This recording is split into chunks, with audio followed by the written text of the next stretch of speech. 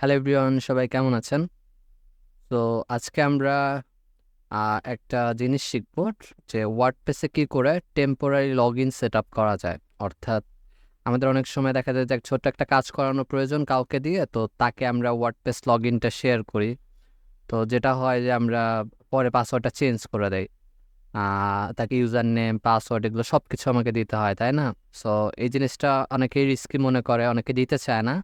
So আমরা যেটা করতে পারি যে আমরা একটা temporary log in shed up করে তাকে একটা ইউআরএল দিলে সে জাস্ট ইউআরএল ক্লিক করেই লগ ইন করতে পারবে, তাকে আমাকে আলাদাভাবে ইউজার নেম পাসওয়ার্ড এগুলো দিতে হবে না। তো এই জিনিসটা আসলে কিভাবে সেট আপ করা হয় এটা আমরা দেখবো।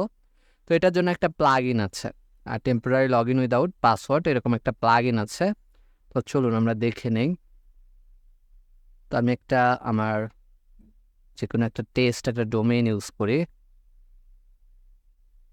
তো এখানে যদি আমি ওয়ার্ডপ্রেস ড্যাশবোর্ডে যেতে হবে আমাকে অবভিয়াসলি।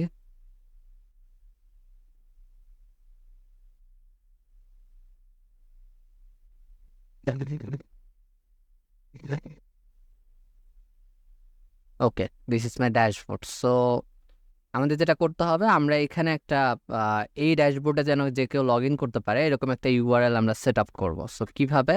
এই জন্য আমরা প্লাগ ইনে যাবো, প্লাগ ইন থেকে অ্যাড নিউ প্লাগ ইন।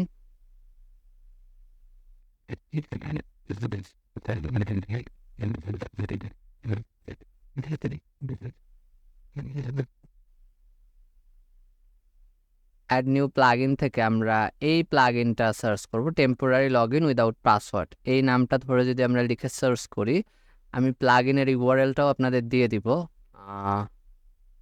ইউটিউবের যে ডিসক্রিপশন সেখানে পেয়ে যাবেন। তো এখানে দেখেন আমি যদি এটা লিখে সার্চ করি, সার্চ করলে এই যে এই প্লাগইনটা আসবে। এটা কিন্তু ভালোই এখন ইউজ হয়, ঠিক আছে, 80,000+ আমরা দেখছি।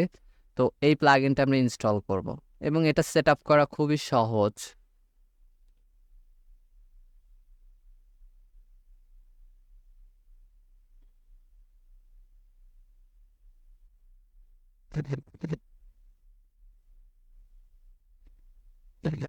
তো এটা ইনস্টল হয়ে গেল, দেন অ্যাক্টিভেট।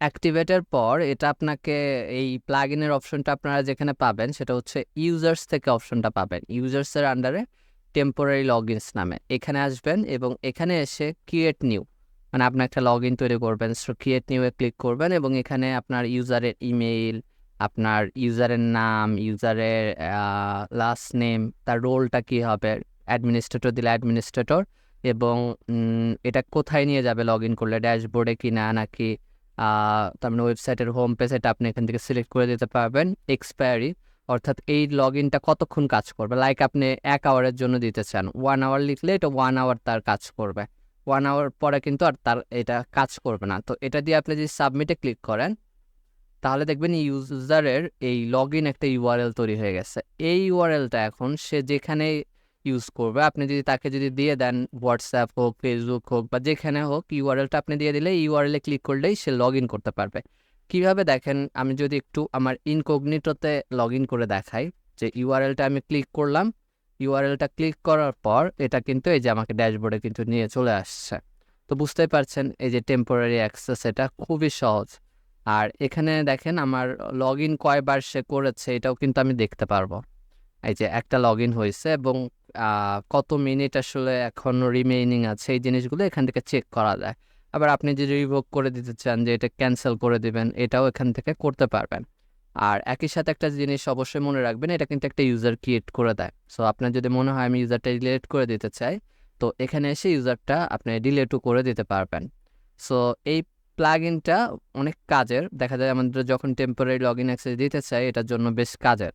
কারণ আমাদের অনেক সময় এমন সমস্যা হয় যেটা দেখা যাচ্ছে আমি ঠিক করতে পারছি না, একজন এক্সপার্টকে দেখাতে চাই, তো তাকে আবার আলাদাভাবে ইউজার নেম পাসওয়ার্ড দিলে সে লগ ইন করবে, জিনিসটা অনেক কমপ্লেক্স। বাট এই ইউআরএলটা শেয়ার করলে খুবই সহজ হয়ে যায়।